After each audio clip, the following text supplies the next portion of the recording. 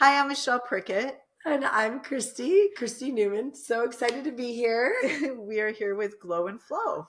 And you said this is our sixth, I think, podcast. We're doing Sixth. it. When we get to 10, that's like a true commitment. I know. And then we're just decided we're just gonna jump in. Yeah. You have had some heavy things in the last 2 weeks. Why is that? What do you do? Okay, so I own and run a gymnastics tumble cheer gym, Ninja.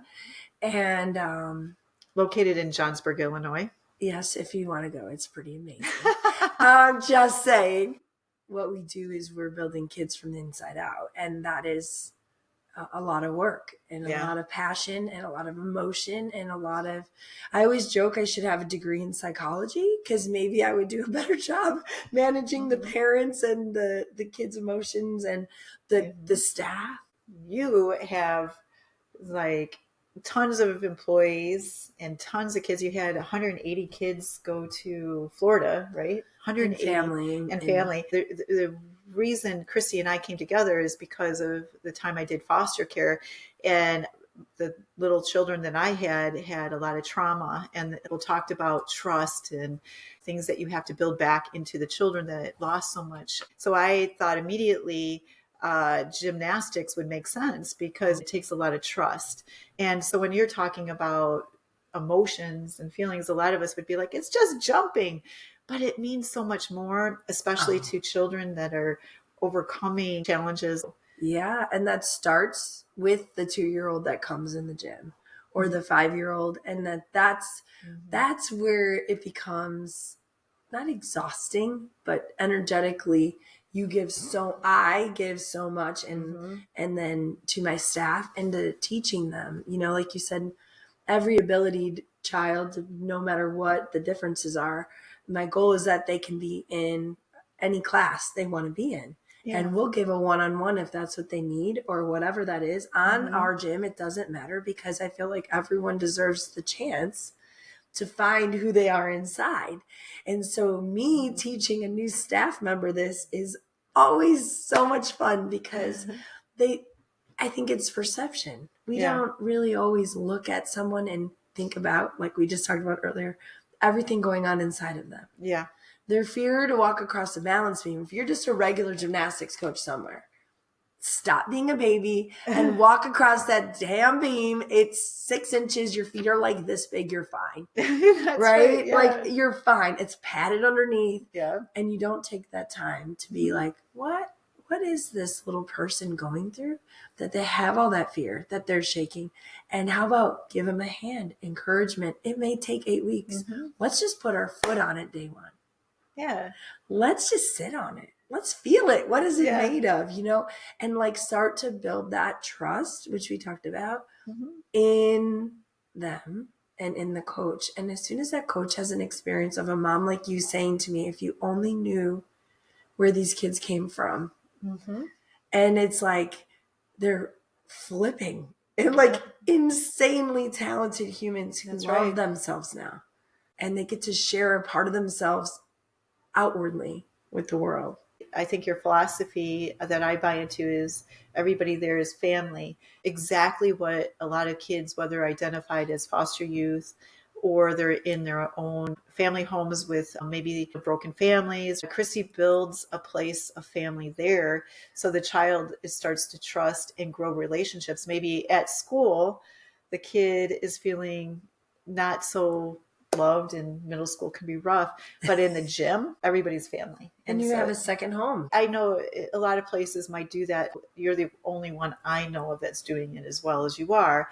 And so that energy that you're talking about is you carry that and you feel like you have a lot of responsibility. We all carry that. The weight of it is a lot, but it's so powerful. And it's so rewarding and filling. If you can stop and have a second to realize the gifts. I've said it before, it sounds like you're a mom to many. I know that you customize everybody's experience there, so I'm grateful.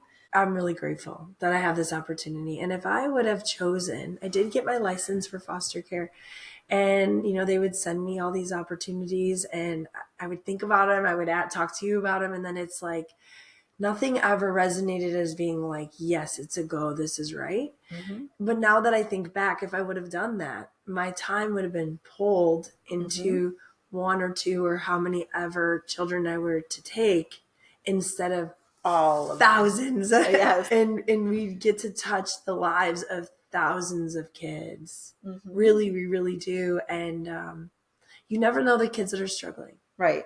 They could be foster youth. They could be adopted. They could be the kid that you would have never known was struggling. Mm-hmm. You know, I had a story where one of my athletes, I coached her 10 years, maybe 9 years, and her mom died. And she overdosed on heroin. And we had no idea she was living that life. We had no idea.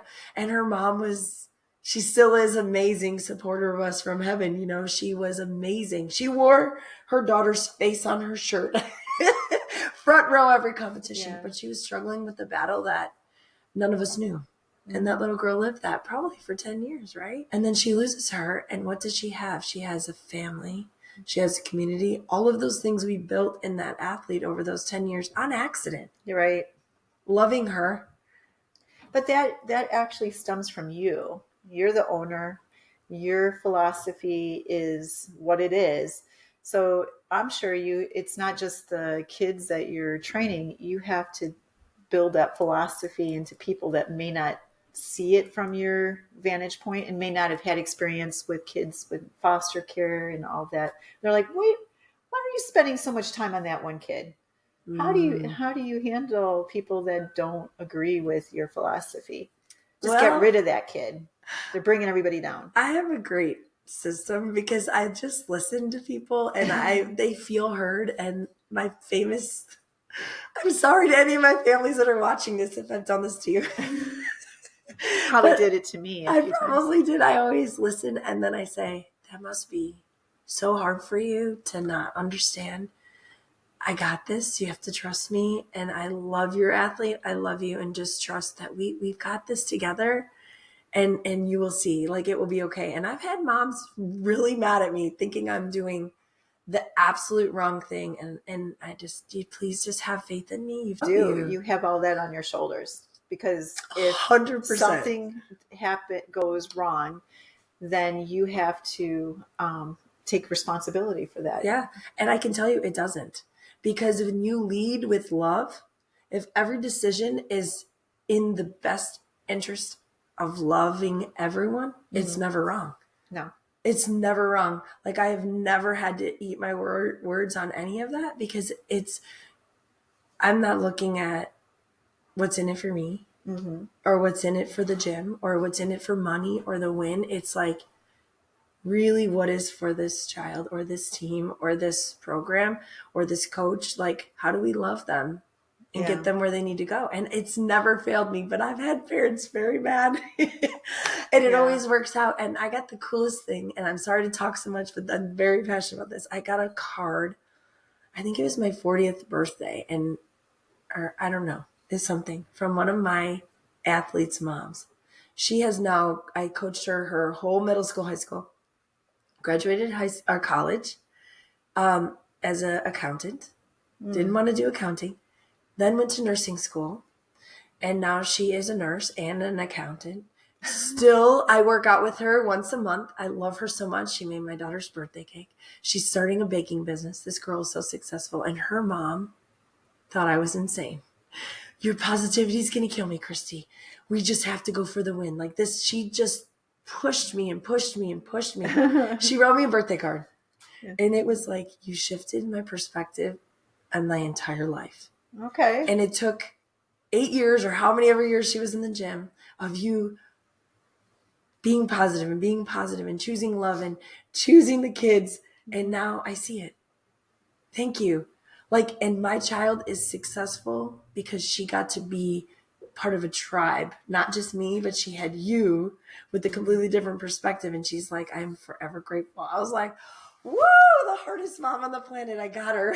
The incredible strength that it takes to stick to your guns when no one believes in you, because you could be positive, like we're talking about today. That takes strength.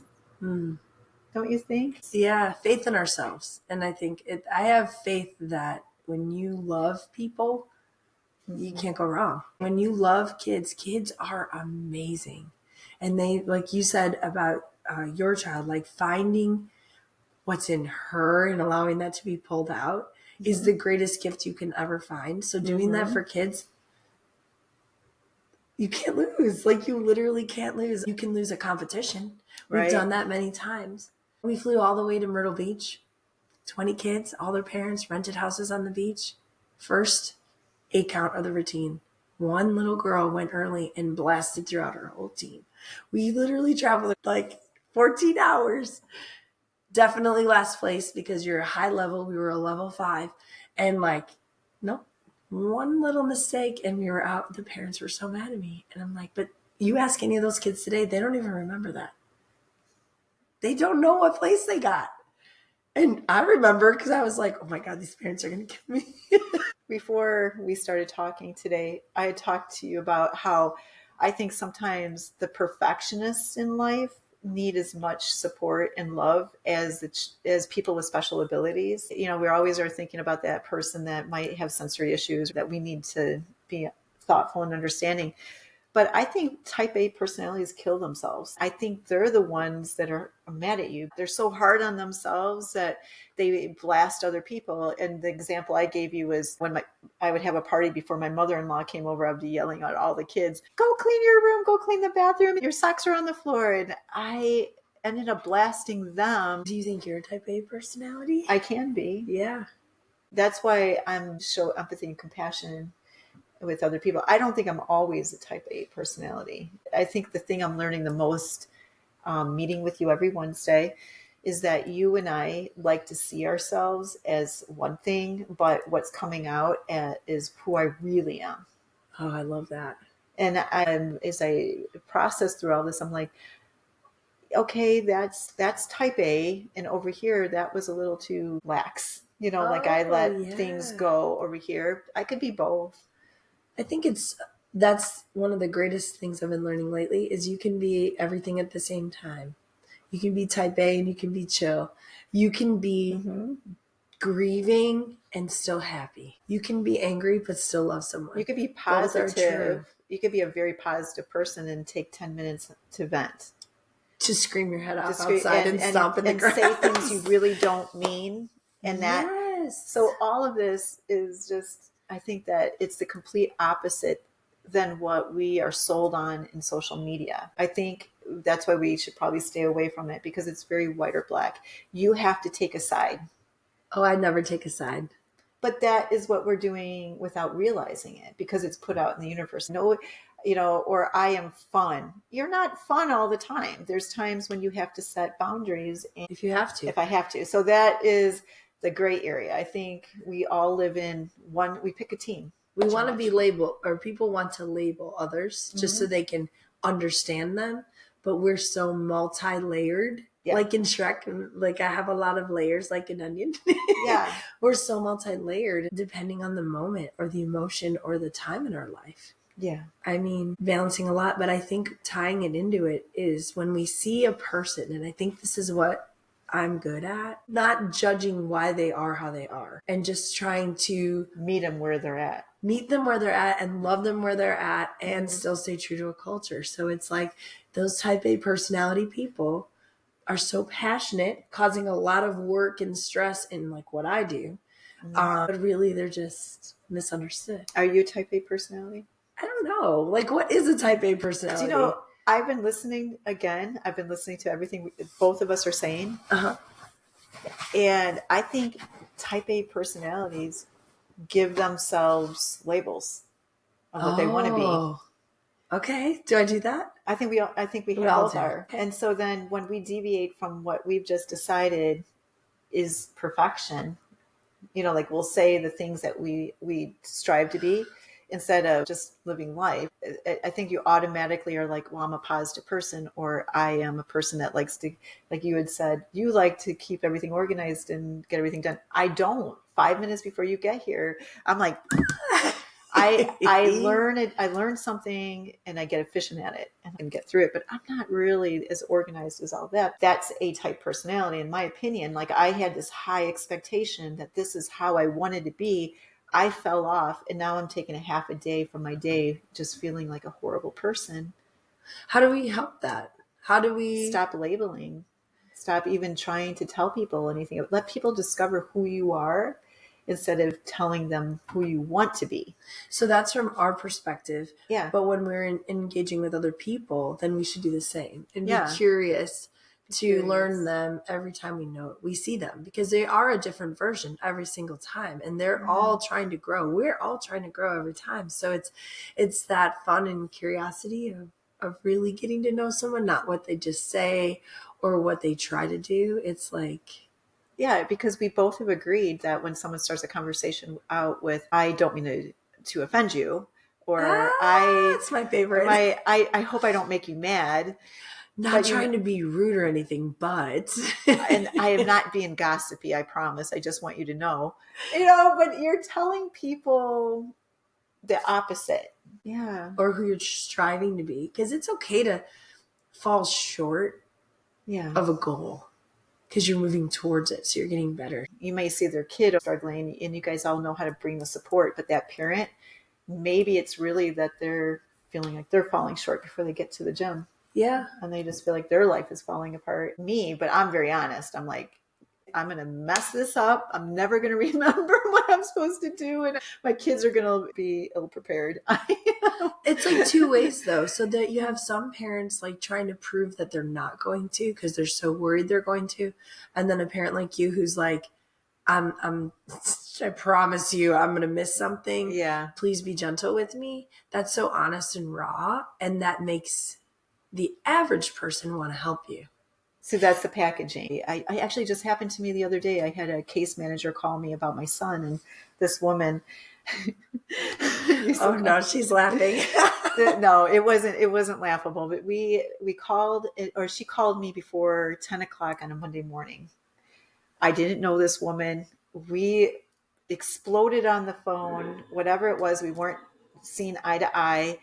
And negative explosion. It was a negative explosion.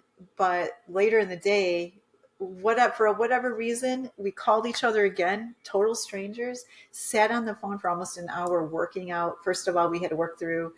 That was a shitty exchange. And I said to her, I was always told as a woman, never call and have a serious conversation before 10 o'clock in the morning until you're awake and you're making better choices. And she's like, I'm so glad you said that. Then we worked it out, and she had a lovely ending, because then she really wanted to meet my needs, and our frustration came that we couldn't get our grip to do a good job for each other. So that love language ended up in an explosion, but then we're able to come back and go, okay, let's see what we can do. And now I have a relationship with this woman who then followed up and checked in on me to see how. Which is amazing. And you were willing to stay open to that. Oh, always. Because that's amazing. A lot of people just shut down and then they label you. Ho'oponopono. But yeah, because a lot of people shut down. Yeah. Like a lot of people in my life, like my boyfriend, he's like, you're in, or you're out. And that's it. There's none of that. He doesn't have all the emotion behind it. He just is goal oriented, and that's it. And he's not ashamed of it. No. And then he will follow through. Oh. If you disrespect our family, there's no talking about it. You're out. So basically what we're learning is that every one of the people, they're paying to come to your gym, they want to do well. Mom wants to do well. The child most of the time wants to do well. They're not there to hang out with their friends. And then the coaches want to do well. So if there is that friction, if we assume that it's coming from a place of, hey, that person that has the friction, they really want to do well, but they're grasping because they feel like they're not hitting the mark. So then they're going to take it out on you. Yeah, I mean, I've had parents not like each other. And I thought, oh, I got this. I'm going to bring them in. Like, I was getting a little confident in my abilities of repairing. And I'm like, come on in. We're going to talk this through. Yeah. Went really bad. really, really bad. And I'm like, we're all here for the same thing. Because they thought the problem was with the other person. Yep. They're not on the journey of, I brought something to this too. Yeah, no, and they were like ready to fight each other in the office, and they were like, I just don't like her, and she was like, but she's at this, and I was just like, wow, I am not qualified for this conversation. So this is heavy. This is the heavy stuff, but so it's not positive. It's definitely not. I think it's growing us. And it's so growing. There's a positive in that. I love to grow. What would we be if we didn't grow? But heaviness is good. I think so. If we don't feel heavy, how do we know what life feels? Yeah. So maybe not letting everybody have a second chance. Is like a Tom, yeah. Where I thought that I wanted to be positive and gracious and give everybody a second chance. If it is taking from my tank and it's hurting me, I can't give them that second chance. There's going to be somebody else that just isn't me today. Yeah. So where's the line? Is it, where's the line and how do you know? Is it intuition that you intuitively know? I felt like with that woman, when we both said, do you want to give this a second chance? Because I don't like how that ended. And we both said that it was on. We both were open to listening. And then we came together. You will say that same thing to somebody else and they'll be like, what do you mean? Oh, they're still defensive. Yeah. If there's a person that's answering my questions with a question, we're done. Okay. So that's my clue. Yeah. And we're robbing our energy from our children or from the things or the people that really could use our energy. That's right. So it is positive to not allow your tank to be exhausted. And I'm very bad at knowing where that line is. That's where I'm working on. So it's good to have other people that are stronger in that and observe them. But I see you are like, I think you're a quick learner. You have been making so many changes in your life. See you as fatigued as I was seeing you. Yeah, I feel a lot better, a little bit better balance. Not great, but definitely going in the right direction. Yeah. But I think I want to learn more about that and getting burned or being devastated by people that we think love us or that we think have the same mission. Mm-hmm. Because we didn't listen to what they were telling us. And it's like that famous quote, when someone tells you, believe them. Believe them. But we're like, no, I see good in them and they're going to be so great. And no, but I'm not great at that. So I can say that I am. If they are in your line of vision, you owe them something, not everything. Mm. You owe them something, but not everything. I'm 55. I've got every time like it's old. But it's look at you. But it's true. I can't put the same thing on a 30-year-old. I literally in this moment am learning this. So it's a thing that I don't want to ever come across as know-it-all. I don't think that. I hope that maybe people that are listening to me will go, I don't need to put my hand in the fire. I'm going to listen to what Michelle or Kristy went through, and then maybe they won't do it themselves. But I think everybody needs to put their hand in the fire a little bit. Yeah. I mean, there's some fires I wish I would have listened to the people, like how you've experienced a lot. So we're sharing our story. Yeah. People can take your story or not. Mm-hmm. But I really wish I would have listened to some of those stories before I jumped into the fire and literally lost everything. Yeah. And you have. Yes, you as well, times. Right? Yeah. And so it's time for us to find the joy and really stop, that negative energy. And you do what I call in our family a fire shield. So we're all Leo, we're all fire signs. So it's a fire shield before I have a conversation with someone that I know's energy isn't good for me. I mentally picture myself surrounded by fire. Some people think of it as like a basketball or rubber. Yeah. And any of their things that could hurt you or you could absorb bounces off or burns away. And so you have a great visual. Isn't that cool? My mom taught me all I can think of is the fact you own a gym called Firehouse Gym. Oh, I didn't even think about that. fire comes up in your life so much. It does. It's kind of cool. It's like it was meant to be.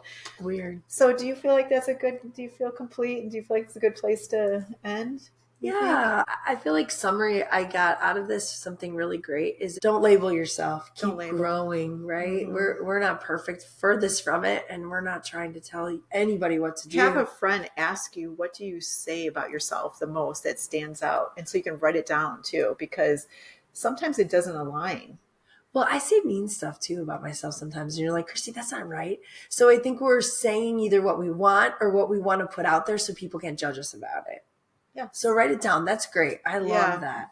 Write it down. But I'm really grateful for you, Michelle, because I'm growing so much by having a friend that's willing to say the truth too.